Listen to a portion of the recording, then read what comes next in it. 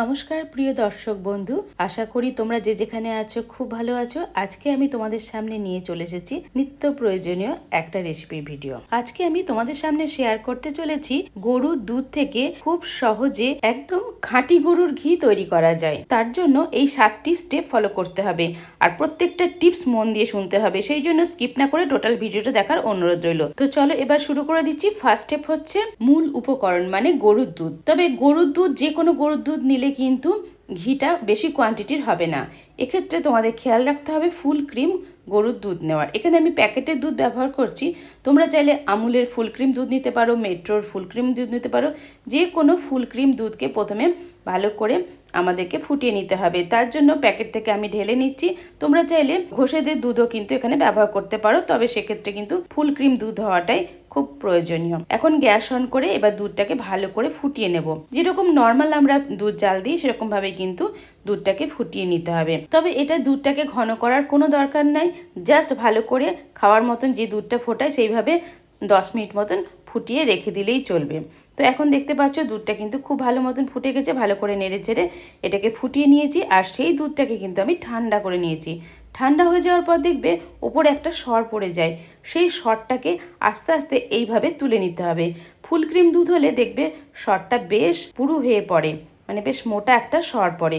সেটাকে আমি যে প্রসেসটা দেখাচ্ছি এইভাবে আস্তে আস্তে সরটাকে কিন্তু নিয়ে নিতে হবে দুধ থেকে। তো আমি একটা বড় হাতা নিয়েছি আর চামচের সাহায্যে এইভাবে একদিকে হাতার ভেতরে এই সরটাকে দিয়ে দিচ্ছি। তোমরা দেখলেই বুঝতে পারবে কাজটা কতটা সহজ। এইভাবে নেওয়ার পর এবার এক্সট্রা এর ভেতরে যে দুধটা, সেই দুধটাকে এই হাতা থেকে একটু এইভাবে আস্তে আস্তে হাঁড়ির মধ্যে দিয়ে দিচ্ছি। তো তোমরা দেখলেই বুঝতে পারছো। সেটা তোমরা যদি চাও যে একটা ছাঁকনির সাহায্যে ছেঁকে নেবে সেটাও করে নিতে পারো। এইভাবে সরটাকে আলাদা করে নিতে হবে।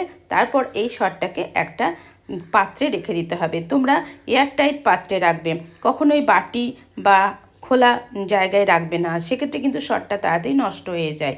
তো এই সরটা এইভাবে যেমন কালেক্ট করলাম আমি এক হাতে, দেখতেই পাচ্ছ অনেকটা কোয়ান্টিটির সর পেয়ে গেছি। তো সেই সরটা একটা আমি কন্টেনারে রেখে দিচ্ছি এয়ারটাইটভাবে। আর এই কন্টেনারটা আমি লাগিয়ে রেখে দেবো নর্মাল ফ্রিজের মধ্যে। দেখো এখানে কিন্তু আর কোনো সর নেই, টোটাল সরটা কিন্তু আমার তুলে নেওয়া হয়েছে। তবে এই দুধটা আবারও যখন জাল দেবো তখন আবার সর পড়বে, সেই সরটা আমি তুলে রাখবো। এইভাবে এই দুধটাই যে শুধু ব্যবহার করব তা না, আমি নানা রকম দুধ ব্যবহার করে অনেক দিন ধরে এই সরগুলোকে জমিয়েছি।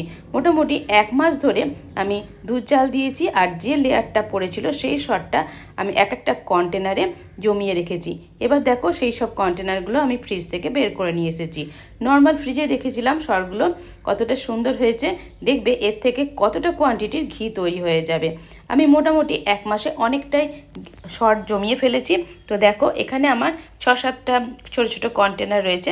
ছোটো ছোটো কন্টেনারে আমি এই সরগুলোকে রেখে দিয়ে এয়ারটাইট করে ফ্রিজে রেখেছিলাম। এবার সবগুলো বের করে নিয়ে এসেছি। এবারে আমি 4 নম্বর স্টেপে চলে যাচ্ছি। এবারে বড় একটা পাত্র নিয়ে নিয়েছি, পাত্রের মধ্যে এই সরগুলোকে এবার ঢেলে নেব। তো চামচের সাহায্যে এইভাবে আমি প্রত্যেকটা সর বাটি বা কন্টেনার থেকে, আমি সব কন্টেনারে রেখেছি, কন্টেনার থেকে আমি ঢেলে ঢেলে নিচ্ছি। আর যদি বাটিতে রাখো সেক্ষেত্রে কিন্তু খুব টাইট করে কোনো ঢাকনা দিয়ে কিন্তু রাখতে হবে। তো সমস্ত কন্টেনারগুলো থেকে নিয়ে নিচ্ছি। তো ঢালার সময় দেখতেই পাচ্ছ একটু একটু করে সর প্রত্যেকটা কন্টেনারেই লেগে থাকছে।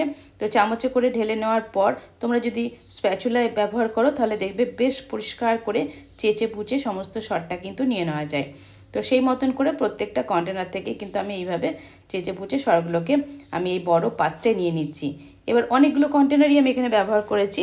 তো সমস্ত কন্টেনারে আমি সরগুলো রেখেছিলাম, সবগুলো থেকে আমি একবারে নিয়ে নিলাম। তো এতে কিন্তু প্রচুর ঘি হবে। তো ঘি করার জন্য আগের স্টেপগুলো তোমাদের দেখিয়েছি। যে প্রথম স্টেপে ছিল আমার দুধের প্যাকেট, মানে ফুল ক্রিম দুধ। এই স্টেপগুলো তোমরা ফলো করো তাহলে বুঝতে পারবে। এবার দেখো হাতে করে দেখাচ্ছি, দেখো কতটা ক্রিম ক্রিম ধরনের লাগছে। এটাকে এবার দেখো এই যে কন্টেনারগুলো দেখো পরিষ্কার করে সমস্ত কন্টেনার থেকে আমি সরগুলোকে বের করে নিয়েছি। মানে 1 মাস ধরে আমি সরগুলোকে জমিয়েছিলাম। এবার পরবর্তী স্টেপে যাচ্ছি। আমি এখানে একটা বিটার নিয়ে নিয়েছি। তো 5 নম্বর স্টেপে এটাকে কিন্তু একটু ফেটিয়ে নেব। তো এটা তোমরা হাত দিয়েও করতে পারো বা হ্যান্ড ব্লেন্ডার দিয়েও কিন্তু এটাকে ফেটিয়ে নিতে পারো। তো অনেকটা কোয়ান্টিটির বলে আমি এটা ব্যবহার করছি, অল্প হলে হাত দিয়েও আমি ফেটিয়ে নিতে পারতাম। তো বেশিক্ষণ ব্লেন্ড করার দরকার নেই, অল্প কিছুক্ষণ চালালেই কিন্তু এটা মানে ক্ষীর মানে যেটা ননি মানে যেটা বাটার বলে সেটা কিন্তু খুব সহজে বেরিয়ে আসবে। তো তার জন্য আলাদা প্রসেস আছে, প্রথমে এটা ফ্যাটালেই বাটার হয়ে যাবে না, তাই আমি মিনিট খানেক আমি এটা দিয়ে একটুখানি ভালো করে ফেটিয়ে নিলাম। এবারে লাগবে ঠান্ডা জল। তো তার জন্য আমার ফ্রিজে যেহেতু ঠান্ডা জল রাখা হয় না, ওই জন্য এখানে বরফ রয়েছে, বরফ বের করে নিয়ে আসলাম ফ্রিজ থেকে, আর তার ভেতরে দিয়ে দিলাম 2 গ্লাস মতন জল। এবার এই জলটা ঠান্ডা হয়ে যাবে, ঠান্ডা হয়ে গেছে অলরেডি। দেখো পরবর্তী স্টেপে চলে এসেছি আমি। তো পরবর্তী স্টেপে কি করব, এই ঠান্ডা জলটা এই আমার পাত্রের মধ্যে দিয়ে দিলাম, যেটা আমি শটটাকে ফেটিয়ে রেখেছি, তার মধ্যে দিয়ে হাত দিয়ে এইভাবে আস্তে আস্তে আমি নাড়তে থাকছি। তাহলে কি হবে, যে মাখনটা আছে সেটা কিন্তু বেশ গোটা গোটা হয়ে যাবে। এবার আমি হাতে করে এই মাখনটাকে তুলে নিচ্ছি এইভাবে চেপে চেপে। এর ভেতরে যে জলটা আছে এইভাবে চেপে চেপে ফেলে দিতে হবে। আর একদম এটা পুরো বাটার যেটাকে বলে, যেটা আমরা দোকান থেকে কিনে খাই, সেই বাটারটা কিন্তু এইটা। এটা আবার একটা পাত্রে আমি রেখে দিচ্ছি। দেখতে পাচ্ছ কতটা পরিমাণে বাটার আমি এখান থেকে বেরোচ্ছে। এইভাবে মুঠো মুঠো করে অনেকটা পরিমাণের বাটার কিন্তু পেয়ে যাচ্ছি। তো এই প্রসেসটাই যদি তোমরা করো, দেখবে প্রচুর ঘি তোমরা বাড়িতে বানাতেই পারবে। তোমাদের ব্যবহারের দুধ দিয়েই কিন্তু তোমরা এই ঘিটা তৈরি করতে পারবে। হ্যাঁ, একটা প্রশ্ন আসতে পারে যে কতটা দুধে এই ঘিটা হয়। প্রত্যেক দিন আমি মোটামুটি 500 করে দুধ আমরা নিই। সেই 500 দুধের যে সর পড়ে সেই সরগুলোই কিন্তু প্রত্যেক দিন তুলে তুলে রেখেছি। সেই প্রত্যেক দিনের তো অনেকেরই বাড়িতে বাচ্চা আছে, দুধ টুধ গরম করে দাও, তো সেই পারপাসে কিন্তু সেই দুধটাও ব্যবহার করা হয় খাওয়া পারপাস, আর সরটা রেখে দিলেই কিন্তু বাড়িতে খুব সহজে ঘিটা তৈরি করে নেওয়া যায়। তবে বন্ধুরা, এখানে কিন্তু অবশ্যই ফ্রিজের ঠান্ডা জলটা ব্যবহার করতে হবে, তবে কিন্তু এই যে মাখনটা বেরোলো এটা কিন্তু খুব চটপট বেরিয়ে আসবে। নর্মাল জল দিলে কিন্তু এত তাড়াতাড়ি মাখনটা পাবে না। এবার দেখো বন্ধুরা কতটা কোয়ান্টিটির আমার এখানে মাখনটা বেরিয়েছে। পুরো যদি আমি ওজন করি 1 কেজির ওপরে হবে। এবারে আমি গ্যাস অন করে দিচ্ছি, গ্যাসের ওপরে কড়াই বসিয়ে দিয়েছি। কড়াইটা গরম হয়ে যাওয়ার পর এবার এই মাখনটা দিয়ে দিচ্ছি কড়াইয়ের ভেতরে। আমি এখন চলে এসেছি 7 নম্বর স্টেপে। দেখলে তো পরপর 7 নম্বর স্টেপগুলো লেখা আছে, তোমরা একটু ভালো করে ফলো করে নিও, তাহলেই বুঝতে পারবে। তো 7 নম্বর স্টেপে এবার এটাকে হাই ফ্লেমেতে আমি কিন্তু গরম করছি। দেখো আস্তে আস্তে গলতে থাকছে, এটা গলতে গলতে দেখবে একদম লিকুইড হয়ে যাবে। ওই জন্য গ্যাসের ফ্লেমকে হাই করেছি। হাই করে রেখে কিন্তু কোথাও যাওয়া যাবে না, আস্তে আস্তে নাড়তে হবে, তাহলে নাহলে কিন্তু তলায় লেগে যেতে পারে। এবারে আস্তে আস্তে ফোটাতে ফোটাতে দেখো অনেকটাই মেল্ট হয়ে গেছে, একটু দানা দানা হয়ে আছে। এবার আমি খন্তি দিয়ে নেড়ে দিচ্ছি, আস্তে আস্তে সমস্ত কিছু গলে যাবে। একদম টোটাল ভিডিওটাই তোমাদের সামনে তুলে ধরেছি, ওই জন্য কোনোটাই আমি স্কিপ করিনি, প্রত্যেকটা স্টেপই কিন্তু তোমাদের দেখাচ্ছি। তো এবার দেখো হলুদ হলুদ ঘিয়ে ঘিয়ে কালারে দেখতেই পাচ্ছ যে মানে লিকুইড পদার্থর মতন তৈরি হয়েছে, লিকুইড আর কি হয়ে গেছে। আর গ্যাসের ফ্লেমটাকে আমি হাইও রেখে দিয়েছি, আস্তে আস্তে নাড়ছি অনবরত, কিন্তু নাড়তে নাড়তে এটা কিন্তু জাল দিতে হবে। জাল দিতে দিতে দেখবে ওপরে সাদা সাদা হয়ে ভাসবে। তবে এখানে ফেনা ফেনা দেখতে পাচ্ছ, দেখো কত রকম পরিবর্তন হবে সেটা তোমরা দেখো। সেই স্টেপগুলো কিন্তু তোমাদেরকে যেতে হবে, তবেই কিন্তু ঘিটা একদম খাঁটি হবে।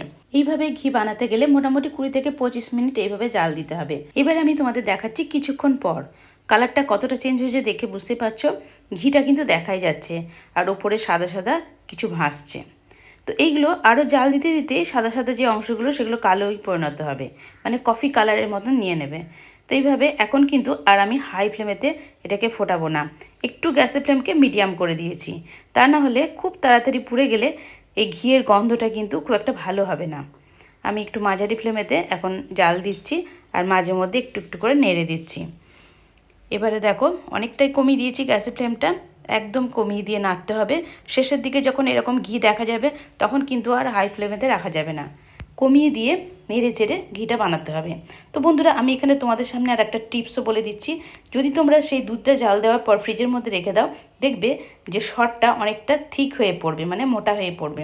তো তাতে কিন্তু সরটা বের করে নিতেও সুবিধা হয়, আর সেই সরেতে কিন্তু ঘিটা প্রচুর পরিমাণে পাওয়া যায়। অবশ্যই সেটা ফুল ক্রিম দুধ হতেই হবে। তো এইভাবেই কিন্তু আমি সরগুলোকে কালেক্ট করেছি অনেক দিন ধরে। তো আমার এখানে দেখো অনেকটা কোয়ান্টিটি কিন্তু ঘি তৈরি হয়ে যাচ্ছে। এবার দেখো, এবার যে সাদাগুলো উপরে ভাসছিল ফুটতে ফুটতে এবার সেই সাদা অংশগুলো কিন্তু কড়াইয়ের একদম মানে ঘিয়ের তলায় চলে গেছে। এগুলো কিন্তু আস্তে আস্তে ফ্রাই হয়ে যাবে, ফ্রাই হতে হতে ওগুলোর কালারও চেঞ্জ হবে। এবার তোমরা দেখতে পাচ্ছ আর একটা পরিবর্তন। কি দেখতে পাচ্ছ? ওপরে একটা ফেনা ভাসছে। হ্যাঁ বন্ধুরা, ঠিকই দেখেছো, ওপরে এবার ফেনা ভাসবে। কারণ হচ্ছে যে তলায় যে সাদা সাদা অংশগুলো ছিল ওগুলো একটু কালার চেঞ্জ হয়ে গেছে। দেখো দেখাচ্ছি, যে নাড়তে নাড়তে বুঝতে পারছো তলাতে কিন্তু ওগুলো একটু মানে কফি কফি কালার ধরে নেবে। এখন কিন্তু একদম গ্যাসের ফ্লেমকে বাড়ানো যাবে না, একদম লো ফ্লেমেতে এটাকে আস্তে আস্তে নেড়ে চেড়ে এটাকে জাল দিতে হবে। আর এই ফেনাটা কাটা পর্যন্ত জাল দিতে হবে, তাহলে সেই ঘিয়ের টেস্ট এবং গন্ধ দুটোই কিন্তু অসাধারণ হবে।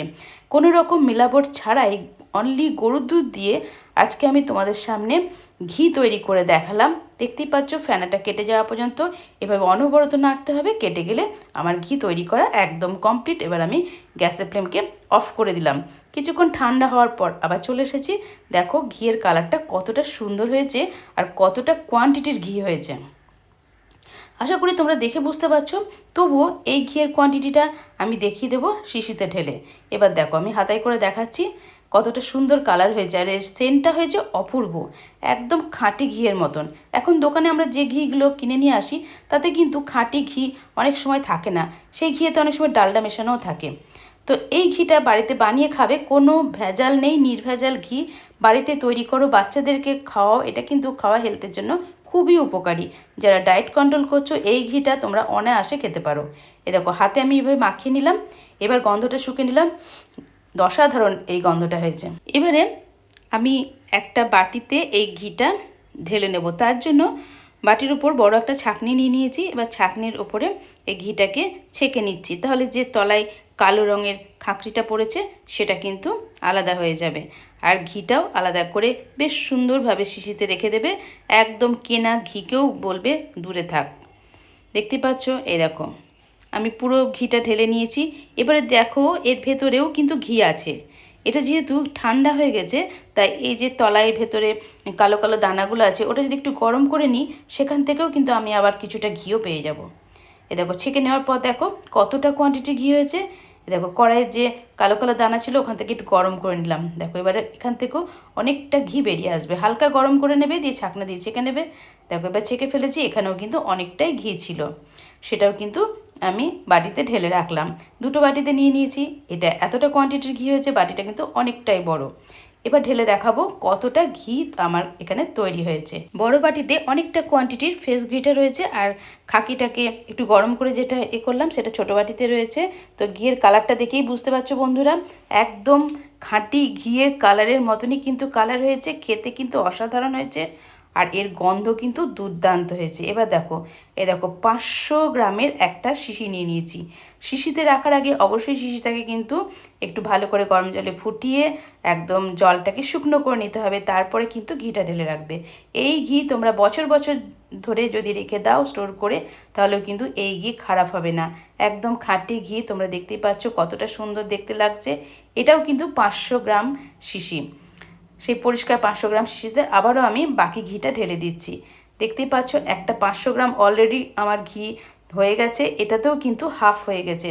তার মানে টোটাল আমার 750 ঘি আমি বাড়িতেই বানিয়ে ফেললাম। তো দেখতে পেলে বন্ধুরা, 1 মাসের মধ্যে সর জমিয়ে আমি কিন্তু 750 গ্রাম ঘি বাড়িতে বানিয়ে ফেলেছি। তোমরা সবাই জানো এখন ঘিয়ের কত দাম। তো এইভাবে বানিয়ে তোমরাও খেতে পারো। ভালো লাগলে লাইক কমেন্ট অনেক অনেক শেয়ার করো। নেক্সট টাইম চলে আসবো নিত্য নতুন ভিডিওর সাথে। তোমরা বাড়িতে থাকো, সুস্থ থাকো, নিজের খেয়াল রেখো, আর আমার ভিডিওর সাথেই থেকো। টাটা, বাই বাই, নমস্কার।